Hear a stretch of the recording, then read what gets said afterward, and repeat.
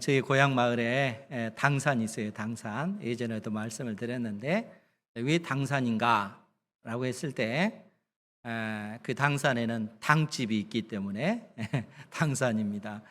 그래서 이제 아마 초등학교 운동장 아마 2개 아니면은 3개 정도의 어떤 크기의 작은 그런 산인데 그 중앙에 그 당집이 있습니다. 집 당자를 쓰는데 그래서 어렸을 때 그 당집에 누가 사는데 하면은 당 할머니가 산다 이렇게 얘기를 해요. 그래서 보통 이제 시골에 있는 그 마을에 그 당집들은 그 마을을 수호하는 그 신들이 사는 곳입니다. 그래서 저도 어렸을 때 보면은 그 당집이 있고 그 당집 그 크기도 뭐 그렇게 작아요.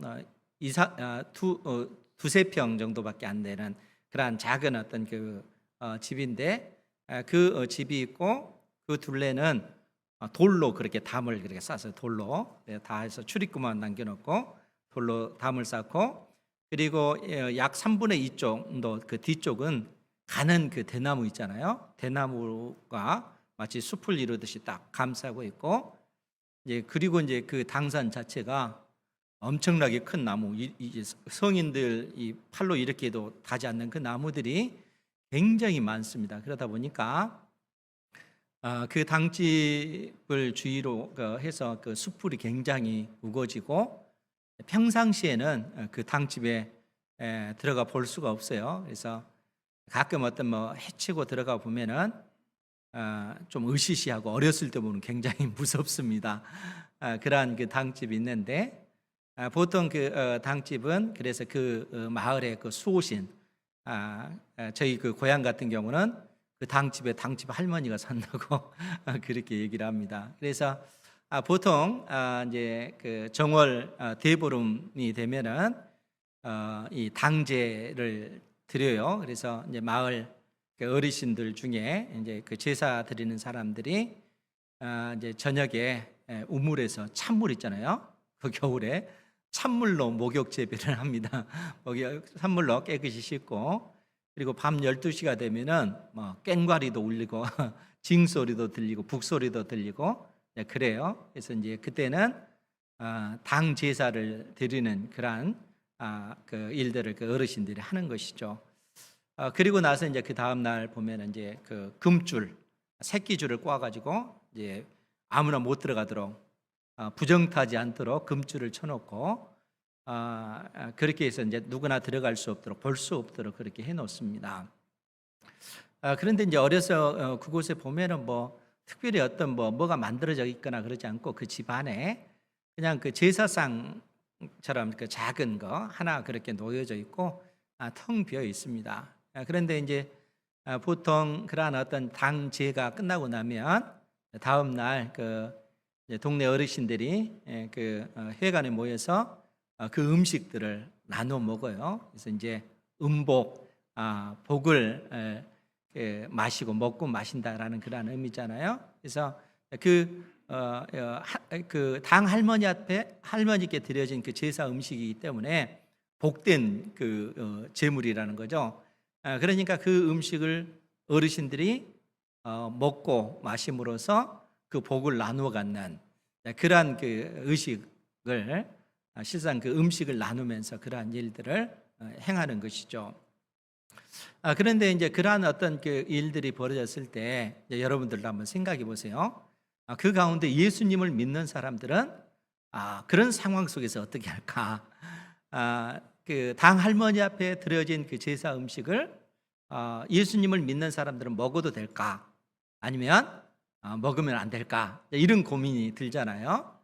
그러니까 그런 상황 속에서 우상에게 드려진 이 제물을 먹어도 되는가? 아니면 먹어서는 안 되는가? 이러한 고민을 할 수밖에 없을 텐데 오늘 바울 사도는 고린도 교회 성도들에게 그 가르침을 주고 있다는 거예요. 2가지 그 원칙을 고린도전서 8장부터 계속해서 우리에게 말씀해 주고 있는데 우선 첫 번째 원칙은 제사 음식이라 할지라도 즉 우상에게 드려진 음식, 그러니까 고린도 지역 같은 경우는 아프로디테나 또 아폴론 또 포세이돈, 제우스 이런 신전들이 있잖아요. 이 신전에 드려진 그 음식을 사람이 먹을 수 있는가? 그러할 때 바울 사도는 그 음식을 먹을 수 있다, 이렇게 우리에게 말씀해 주고 있습니다.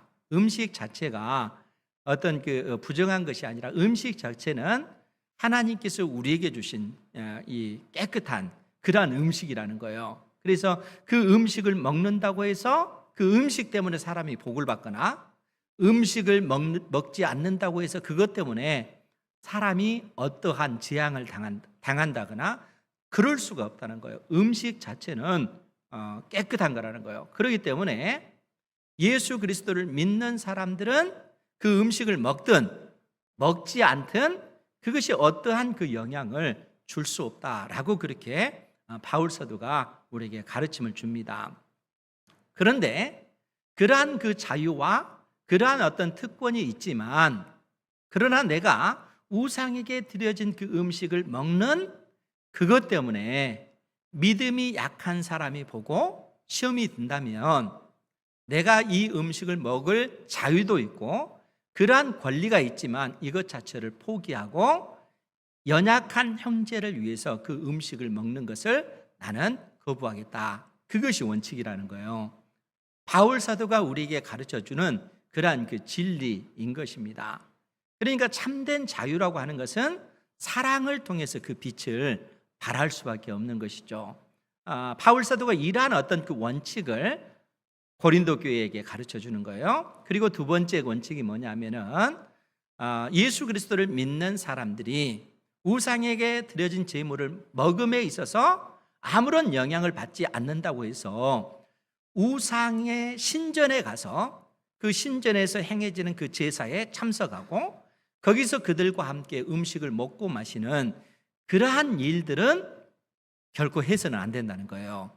왜 그런가 하면은 우상의 신전에 들어가서 그 우상에게 드려진 그 음식들을 먹고 마시면서 그들과 함께 교제하는 것은 마치 우리 주 예수 그리스도를 믿음으로 말미암아 우리가 구원을 받았는데, 즉 예수 그리스도 안에서 새로운 언약을 우리가 체결을 했는데, 우상의 신전에 들어가서 음식을 먹고 마신다는 것은 예수님과 맺은 그 새 언약을 파기하고 그 우상과 새롭게 언약을 체결하는 그러한 일들이 되어지기 때문에 그렇다는 거예요. 그래서 마치 우리가 출애굽기 32장에 보면은 모세가 시내산에 올라갔을 때 아론을 통해서 금송아지 우상을 만들어 놓고 이스라엘 백성들이 그 금송아지 우상과 언약을 체결하고 그 앞에서 먹고 마시는 그러한 일과 마찬가지라는 거예요. 그렇기 때문에 바울 사도는 두 가지 원칙을 고린도 교회 성도들에게 제시해 주는 거예요. 오늘 우리에게도 동일한 그 원칙입니다. 우상에게 드려진 그 제사 음식이라 할지라도 음식 자체가 예수 그리스도를 믿는 우리에게 어떤 하등의 영향을 미치지 못한다는 거예요. 우리가 제사 음식을 먹는 그것 때문에 귀신이 우리에게 어떤 영향력을 주거나 그럴 수가 없다는 거예요. 그러한 그 자유가 우리에게 있다는 것입니다. 그것이 첫 번째고, 두 번째는 그렇다고 할지라도 우상의 신전에 들어가서 그 제사 드리는 사람들과 함께 교제하고 그 제사에 동참해서는 안 된다. 그것은 하나님과 맺은 언약을 파기하고 우상과 언약을 체결하는 그러한 모습이다. 이러한 그 가르침을 주고 있다는 거예요.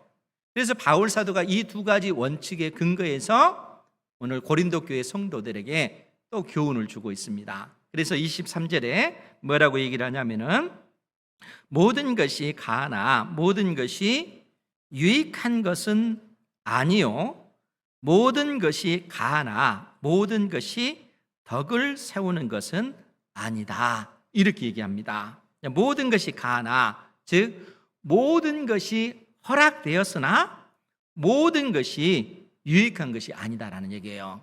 그럼 여러분 여기서 모든 것이 가나, 이 말의 의미가 뭐겠어요? 그것은 우상의 그 제물을 먹는 데 있어서 내가 우상에게 드려진 그 제사 음식이라 할지라도 내가 먹을 수 있는 그 권리, 그 자유가 나에게 있다는 거예요. 이러한 자유가 있기 때문에 우상에게 드려진 그 제물을 먹을 수 있는 그 권리와 특권이 있다고 해서 그것이 모든 것이 다 유익한 것은 아니라는 거예요. 그러니까 나에게 그러한 자유가 있지만 그 자유가 있다고 해서 그것이 다 유익한 것으로 열매를 맺는 것이 아니다, 그 얘기예요. 그러면서 또 반복해서 하는 말이 모든 것이 가나 모든 것이 허락됐다 할지라도 모든 것이 덕을 세우는 것은 아니니 누구든지 자기의 유익을 구하지 말고 남의 유익을 구하라. 이렇게 바울 사도가 가르침을 주고 있습니다. 그런데 이제 여기서 우리가 주목해야 될 것이 뭐냐면은 23절 하반절에 모든 것이 가하나 모든 것이 덕을 세우는 것은 아니다라고 할 때 덕을 세우다라고 하는 이 단어입니다. 우리나라 말로는 이제 덕을 세우다 이렇게 표현을 되어 있는데 그 원문의 그 의미는 오이코도메이라고 하는 단어를 썼어요. 그러니까 이 말은 오이코스, 집을 가리키는 말이고 도메오라고 하는 말은 세우다라는 얘기예요. 그러니까 집을 세우다 그 말입니다. 그러니까 그 원문의 의미를 살려서 다시 한번 표현한다면 모든 것이 가나 모든 것이 허락되었으나 모든 것이 집을 세우는 것은 아니다라는 얘기예요. 그러니까 이제 집을 세운다라고 했을 때 이 집이 비유한 것은 뭐냐면은 좁게 이야기하면은 사람의 인생일 수도 있어요. 그러니까 하나님께서 우리에게 주신 그 자유, 이 자유가 우리에게 주어졌다 할지라도 그것이 다 허락되어졌다 할지라도 한 사람의 인생을 세울 수 있는 것이 아니다라는 얘기예요. 뿐만 아니라 좀 더 넓게 얘기하자면은 이 집이라고 하는 것은 교회 공동체일 수도 있고 좀 더 얘기하자면 하나님의 나라일 수도 있어요. 즉 무슨 얘기냐면은 하나님께서 우리에게 주신 그 자유, 그 특권, 이러한 것들이 나에게 다 허락되었다 할지라도 이러한 것들이 한 사람의 인생을 반드시 세울 수 있는 것은 아니다라는 얘기예요. 무슨 얘기겠습니까? 지금 우상의 제물과 연관해서 바울 사도가 우리에게 얘기해 주고 있잖아요. 그러니까 내가 우상에게 드려진 그 제물을 먹을 자유도 있고 그러한 특권이 있기 때문에 나는 이 우상에게 드려진 음식을 먹을 거야. 그래서 먹는 그 모습을 믿음이 연약한 성도들이 그걸 보고 큰 충격을 받는다는 거예요. 어떻게 우상에게 드려진 그 제물을 먹을 수 있단 말인가? 이로 인해서 믿음이 연약한 자가 그로 인해서 충격을 받고 실족하게 되어지면 나에게 주어진 이 자유와 그 특권이 결국에는 믿음이 연약한 형제를 실족하게 만드는 것이 아니냐, 라는 그런 의미라는 거예요. 그러니까 나에게 주어진 그 자유, 그 특권이 하나님께서 나에게 주신 것이지만 이러한 것이 반드시 한 사람의 인생을 바르게 세우는 것이 아니라는 거예요. 이러한 특권이 교회 공동체를 견고하게 세울 수 있는 것이 아니라는 거예요. 이러한 특권이 하나님의 나라가 이 세상 역사 가운데 이루어지는데 반드시 그러한 그 특권이 사용되어지는 것은 아니라는 거예요. 오히려 내가 누리고 있는 이 특권, 이 자유 때문에 내 형제가 실족할 수도 있고 교회 공동체가 오히려 힘들어질 수도 있다는 거예요. 그래서 바울 사도가 24절에서 뭐라고 얘기하는 거예요? 누구든지 자기의 유익을 구하지 말고 자기의 이익을 추구하지 말고 남의 유익을 구하라. 나에게 주어진 그러한 것을 가지고 나를 높이려고 하지 말고 내 주변에 있는 형제 자매들을 섬겨주고 높여주는 그러한 삶을 살아야 된다라고 말씀해 주고 있습니다.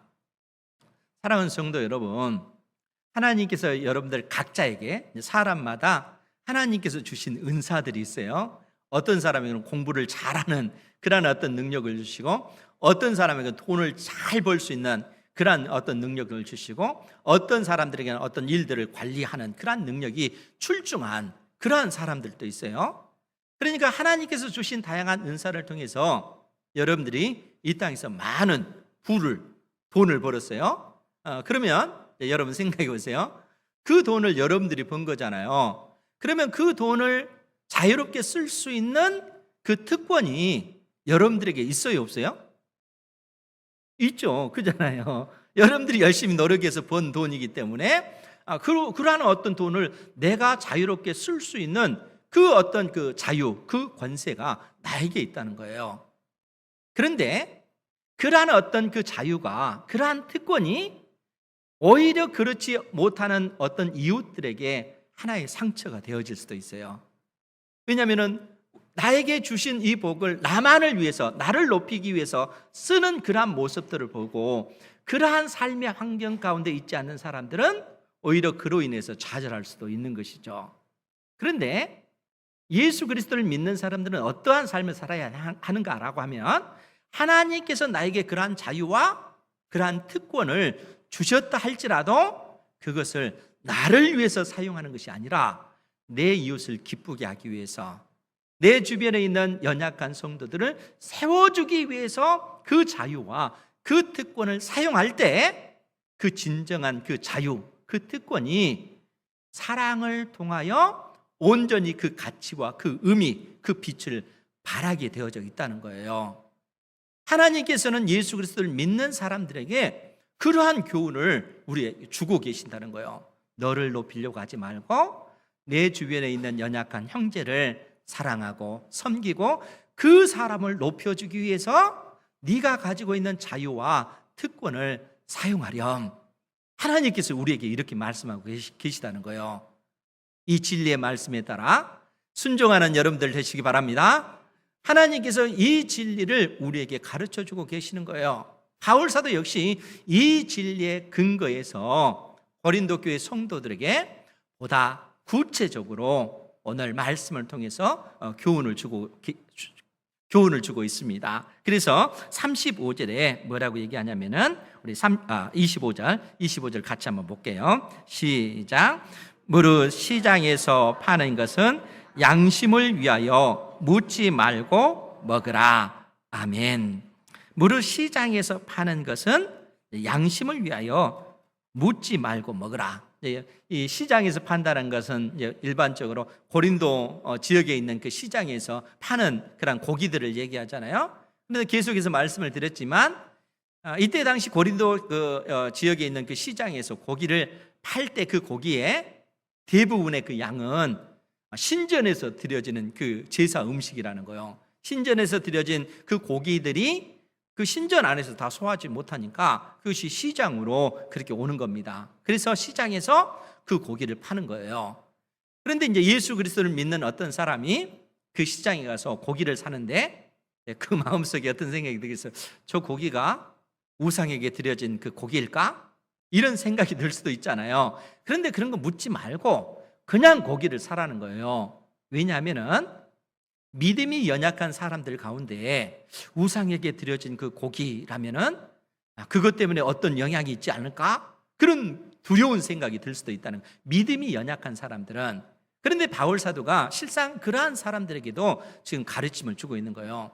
그러한 연약한 믿음이 아니라 성장한 믿음, 우상에게 드려진 그 고기라 할지라도 그것은 실체가 없다는 거예요. 아무런 영향력을 미치지 못하는, 모든 고기는 하나님께서 깨끗하게 해주셨기 때문에 그거에 대한 그 두려움을 갖지 말라는 거예요. 여러분, 저희 고향 동네 어르신들이 그 당집에 있는 그 당 할머니한테 제사를 드리잖아요. 그러면 여러분, 당 할머니라고 하는 그 신이 있을까요, 없을까요? 없어요, 진짜로? 그러면 여러분 생각해 보세요. 그럼 고린도 지역에 이 아프로디테 아크로폴리스 그 위에 아프로디테 신전이 있다고 했잖아요. 그 아프로디테 신이 진짜로 있을까요, 없을까요? 그러면 또 그 여러분도 잘 아는 이 제우스 신 있잖아요. 제우스 신. 그 신은 진짜로 있을까요, 없을까요? 포세이돈은, 이런 신들은 실체가 있는 것이 아니라는 거예요. 그런 전부 다 거짓된 것들이라는 거예요. 사람이 만들어낸 그 신들이라는 거예요. 그러니까 진짜 실체가 있는 것이 아니고 실상 그러한 우상의 배후에는 사단과 하나님을 대적한 그 악한 영들이 존재할 뿐이죠. 그러한 어떤 이 악한 영들이 그러한 우상들을 이용한 것뿐이지 진짜로 이런 신들이 존재하는 것이 아니라는 거예요. 그러니까 믿음이 연약한 성도들을 향해서 우상에게 드려진 그 제사 음식, 그것이 예수 믿는 사람들에게 하등에 영향을 미치는 것이 아니라는 거예요. 그러니까 시장에서 그 고기를 살 때 우상에게 드려진 그 고기일까? 이런 거 생각하지 말고 그냥 사서 먹으라, 그 얘기예요. 믿음이 연약한 성도들에게 믿는 사람답게 그 성장에 가라. 하나님의 사람답게 우상은 아무것도 아니라는 거, 실체가 없는 것이라는 겁니다. 그래서 바울 사도가 26절에 뭐라고 얘기하냐면, 이는 왜냐하면 그 얘기예요. 왜냐하면 땅과 거기 충만한 것이 주님의 것이기 때문에 그렇다는 거예요. 그러니까 우리 주 예수 그리스도께서 하늘과 땅 그 안에 있는 모든 만물을 창조하셨을 뿐만 아니라 예수님의 십자가의 피로 모든 것들을 다 새롭게 하시는 이 놀라운 은혜를 하나님, 우리 주님께서 베푸셨다는 거예요. 그러니까 그러한 거에 대해서 두려움을 갖지 말라, 이러한 교훈을 구체적으로 지금 고린도 교회 성도들에게 말씀해 주고 있는 거예요. 그것이 첫 번째라면, 두 번째로 27절 말씀입니다. 같이 한번 또 볼까요? 27절 시작. 불신자 중 누가 너희를 청할 때에 너희가 가고자 하거든 너희 앞에 차려놓은 것은 무엇이든지 양심을 위하여 묻지 말고 먹으라. 아멘. 예수 믿는 사람들을 어떤 불신자, 믿지 않는 누군가가 너희를 청할 때에, 그리고 너희들이 그 집에 방문하기를 원했을 때에 너희 앞에 차려놓은 것을 무엇이든지 양심을 위하여 묻지 말고 먹으라는 거예요. 보통 불신자들이 음식을 준비해서 그 예수 믿는 사람들을 초대했을 때 그 고기가 우상에게 드려진 고기일 확률이 굉장히 높아요. 이런 상황에 있을 때 예수 믿는 사람들은 그 고기가 어떤 고기인지 묻지 말고 그냥 맛있게 먹으라는 얘기예요. 이제 왜 이 이야기를 하는가 하면은, 실상 그 유대인들은, 바울 사도 당대에도 그래요. 유대인들은 이방인들이 초청했을 때, 음식을 준비하고 초청했을 때 그 초청에 대부분 가지 않습니다. 왜냐하면은 유대인과 유대인들은 스스로 우리는 거룩한 사람들, 이방인들은 부정한 존재로 여기기 때문에 그렇습니다. 그래서 그 집에 방문해서 그 사람들과 함께 음식을 나눈다는 것은, 이것은 자기 자신을 부정하게 만드는 그러한 일이라 생각하기 때문에 이방인들이 초청하면 절대 가지 않아요. 그런데 어떤 랍비들은 정 가야 되는 그러한 상황이 되어지면 이방인의 집에 갈 때 너희들이 먹을 음식을 싸가지고 그 집에 가라. 쉽게 얘기해서 도시락을 싸가지고 가라는 거예요. 그리고 이방인 집에서 음식을 먹을 때 그들의 음식을 먹는 것이 아니라 너희들이 싸온 음식을 거기서 먹으라, 그 얘기예요. 여러분, 이게 얼마나 좀 모양 자체가 그렇잖아요. 그러니까 어떤 유대인들과 이방인들은 서로 상종하지 않습니다. 그런데 여러분, 사람을 부정하게 만드는 것, 사람을 더럽게 만드는 것이 뭘까요? 음식이 사람을 더럽게 만듭니까? 사람의 입으로 들어가는 그 음식이, 그 고기가 우상에게 드려진 그 고기라 할지라도 그 음식이 우리를 부정하게 만들까요? 그렇지 않다는 거예요.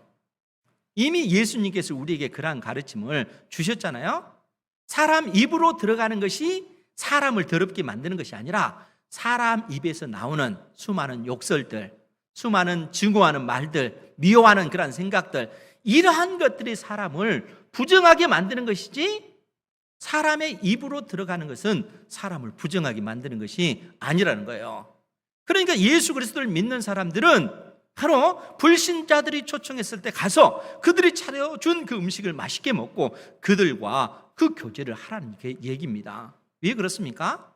우리 주님께서도 이 땅에 계실 때 소위 그때 당시 죄인이라 일컬어진 그 창기들, 세리들, 그들과 어울려서 우리 주님께서 친히 먹고 마시면서 그들에게 복음을 전하시고 그들을 거룩한 하나님의 백성으로 만드셨기 때문에 그렇다는 거예요.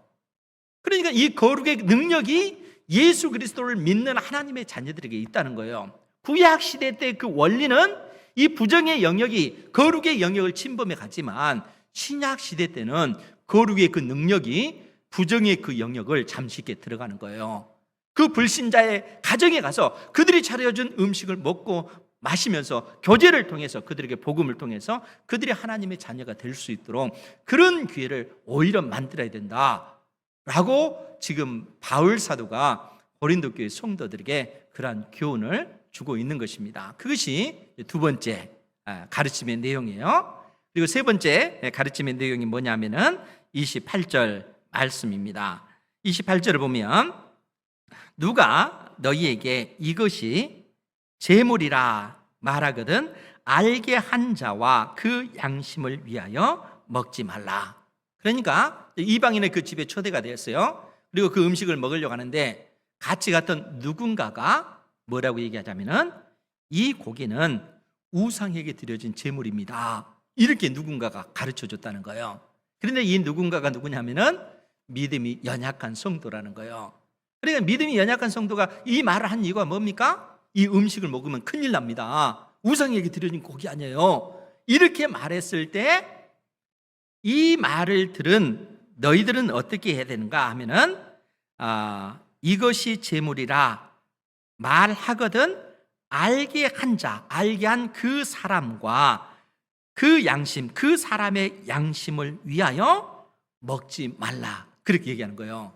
왜냐하면 나는 먹을 수 있는 그 자유와 그 권리가 있지만 내가 이 음식을 먹는 이것을 통해서 믿음이 연약한 이 성도가 실족할 가능성이 높기 때문에 그렇다는 거예요. 그럴 때는 그 음식을 먹어서는 안 된다는 거예요. 그러면서 뭐라고 얘기를 하냐면은 30절에 만일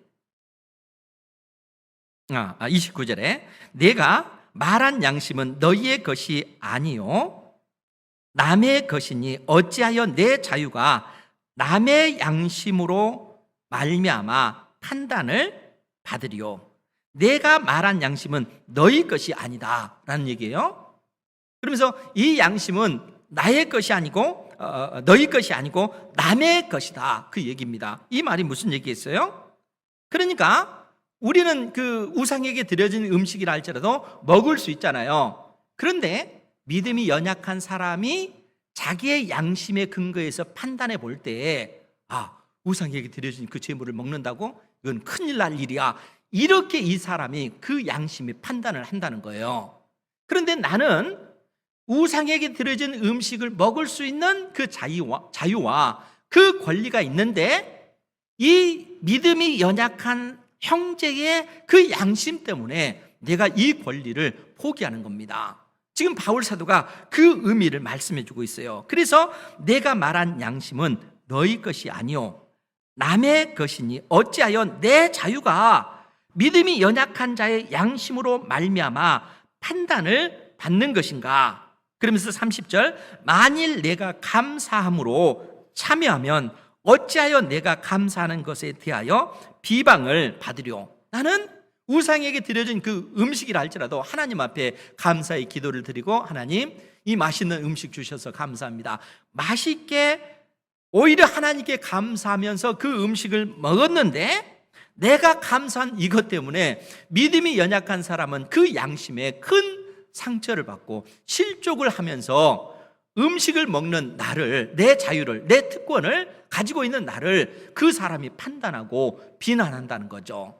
그러면 이러한 상황이 어떤 상황인가 하는 거예요. 그래서 바울 사도가 31절에 뭐라고 얘기하냐면은 그런즉 너희가 먹든지 마시든지 무엇을 하든지 다 하나님의 영광을 위하여 하라.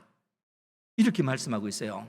사랑하는 성도 여러분, 여러분들이 먹든지 마시든지 무엇을 하든지 다 하나님의 영광을 위하여 하시기 바랍니다. 그것이 예수 믿는 사람들의 삶의 그 방향이기 때문에 그런 거예요. 그런데 이제 여러분 생각해 보세요. 하나님의 영광을 위하여 한다라는 말이 무슨 의미일까요? 여러분들이 여러분들 삶 가운데 어떤 일을 하고 나서 하나님의 영광을 위해서 내가 이러한 삶을 삽니다 이렇게 고백할 수 있잖아요. 그러할 때 하나님의 영광이라고 하는 것이 뭘까라고 했을 때 하나님의 그 영광이라고 하는 것은 나의 삶을 통해서 하나님의 그 거룩함, 하나님이 어떤 분이신가를 나의 삶을 통해서 증거하는 거예요. 하나님은 어떤 분이실까요? 하나님 철저히 우리를 위해서 하나님의 아들 예수 그리스도께서 이 땅에 철저히 우리를 기쁘시게 하기 위해서 자기의 모든 권세와 그 능력, 그 자유를 다 비우시고 낮추셔서 결국 우리를 섬겨준 것 아닙니까? 그러니까 우리로 하여금 우리가 무엇을 하든지 먹든지 마시든지 주님의 그 영광을 위해서 하라. 그 얘기는 내가 제사에 드려진 이 음식을 먹는 이것 때문에 믿음이 연약한 형제가 실족한다면 그를 위해서 내 권리를, 내 자유를 포기하는 거예요. 형제를 위해서. 그렇게 함으로써 하나님의 그 영광을 드러내는 거예요. 그러니까 철저하게 나 자신을 낮추고 내 형제를 섬겨주는 이 모습은 우리 하나님께서 가지신 그 성품이라는 거예요. 나의 삶을 통해서 하나님께서 가지신 그 거룩한 그 성품을 내 삶을 통해서 그렇게 증거하는 것이죠. 그것이 하나님을 영화롭게 해드리는 것입니다. 이런 삶을 사는 여러분들 되시기 바랍니다. 하나님을 영화롭게 해드린다는 것은 나의 삶을 통해서 하나님의 그 성품이 그처럼 드러나는 것입니다. 그래서 바울 사도가 32절에 뭐라고 얘기하냐면은 유대인에게나 헬라인에게나 하나님의 교회에나 거치는 자가 되지 말라. 여러분, 유대인 또 헬라인, 이 사람들은 예수 그리스도가 없는 유대인 헬라인을 얘기하는 거예요. 그러니까 한마디로 얘기하면 유대인에게나 헬라인에게나 이 사람들은 다 이방인들, 예수님을 믿지 않는 이방인들을 얘기하는 거예요. 그러면서 하나님의 교회나 즉 예수님을 믿는 사람들이나 너희들은 거치는 자가 되지 말아야 된다, 그 얘기예요. 그러니까 그 말은 무슨 얘기겠어요? 예수님을 믿는 사람이든 이 세상에서 믿지 않는 사람이든 여러분들은 그들 앞에 걸림돌이 돼서는 안 된다는 거예요. 그러면 어떤 사람이 되라는 거예요? 하나님을 믿는 하나님의 자녀답게 하나님의 그 성품이 우리의 삶을 통해서 드러나는 그 삶을 살아야 된다는 거예요. 우상의 그 재물, 내가 먹을 수 있는 그 자유와 그 특권이 있지만 연약한 형제를 위해서 그 특권을, 그 자유를 포기함으로써 하나님의 그 영광을 드러내는 것입니다. 그들에게 걸림돌이 되지 않는 거예요. 하나님께서는 우리에게 그러한 삶을 살아가기를 원하고 계시는 겁니다. 그러니까 진정한 자유라고 하는 것은 사랑을 통해서 그 가치와 그 의미가 그 빛을 발하게 될 수밖에 없는 것이죠. 아무리 우리가 탁월한 하나님에 대한 아는 지식을 가지고 있다 할지라도 그 지식의 근거에서 그렇지 못한 성도들을 보면서 판단하고 저렇게 믿음이 없어서 되겠어? 그러면서 그 사람을 비난한다면 여러분 어떻게 되겠어요? 여러분들이 그 교회에서 드리는 늘상 어떤 새벽 기도든 수요 저녁 예배든 금요 기도든 주일 예배든 한 번도 빠지지 않고 열심히 다니면서 그렇지 못한 사람들을 보면서 아니 저렇게 집사님이 돼가지고 권사님 돼서 저렇게 예배도 못 드리면 되겠어? 저게 뭐야? 이렇게 판단하면 되겠어요? 그런 판단이 아니라 그러한 어떤 삶을 살 수 있게 해주셔서 감사합니다 라고 기도하고 그렇지 못한 연약한 성도들을 위해서 우리가 기도를 해야 되는 것이죠. 하나님께서는 우리로 하여금 어떤 높은 위치에서 다른 사람들을 판단하고 손가락질하면서 저렇게 믿음이 없어서야 이렇게 하라고 우리에게 말씀하지 않고 그러한 자유와 그러한 특권이 있느냐? 그러한 권세를 너 자신을 위해서 쓰지 말고 형제를 위해서, 연약한 형제를 섬기고 세워주도록 하기 위해서 너희들은 힘써야 된다, 이렇게 말씀하고 계시다는 거예요. 그래서 바울 사도가 33절에서 뭐라고 얘기하냐면은 나와 같이 모든 일에 모든 사람을 기쁘게 하여 자신의 유익을 구하지 아니하고 많은 사람의 유익을 구하여 그들로 구원을 받게 하라. 여러분 33절의 말씀이 뭡니까? 나를 기쁘게 하는 삶이 아니라 내 형제를 기쁘게 하는 그런 삶을 살아야 된다, 그 얘기예요. 우리가 잘 아는 로마서 15장 1절 말씀, 바울 사도가 한 말이잖아요. 거기에 뭐라고 기록이 됐습니까? 믿음이 강한 우리는 마땅히 믿음이 약한 자의 약점을 담당하고 자기를 기쁘게 하지 아니할 것이라. 나를 기쁘게 하는 것이 아니라 내 이웃을 기쁘게 해라. 왜냐하면 우리 주 예수 그리스도께서도 자신을 기쁘게 하는 삶이 아니라 우리를 기쁘게 하는 그러한 삶을 사셨기 때문에 그렇다는 거예요. 그래서 바울 사도가 오늘 33절에서 나와 같이 모든 일에 모든 사람을 기쁘게 하여, 나 자신을 기쁘게 하는 것이 아니라 모든 사람을 기쁘게 하여 자신의 유익을 구하지 아니하고 많은 사람의 유익을 구하여 결국 그것을 통해서 그들로 구원을 얻도록 그렇게 해야 되지 않냐라고 말씀해 주고 있다는 거예요. 그러니까 예수 그리스도를 믿는 사람들의 삶의 모습이 어떠한 모습이어야 되는가? 바울 사도가 계속해서 우리에게 가르쳐 주고 있잖아요. 너 자신을 높이는 삶이 아니라 하나님께서 너에게 주신 수많은 그러한 재물, 그 능력, 물론 그러한 것들을 마음껏 네가 사용할 수 있는 그러한 자유와 그 특권이 있지만 그것을 가지고 너를 높이지 말고 너를 기쁘게 하지 말고 내 이웃, 연약한 가운데 있는 내 이웃을 높여주고 내 이웃을 위해서 그 물질을 쓰고 시간을 쓰고 네 정성을 들여서 그 사람들을 세워줘라. 그로 인하여 그 사람이 구원을 받게 해라. 이렇게 말씀하고 계시다는 거예요. 이러한 삶은 바울 사도가 스스로 독창적으로 만든 것이 아니라 11장 1절에서 표현한 대로 내가 그리스도를 본받는 자가 된 것 같이 너희는 나를 본받는 자가 되라. 우리 주님께서 걸어가신 그 길을 바울 사도는 따라가고 있는 거예요.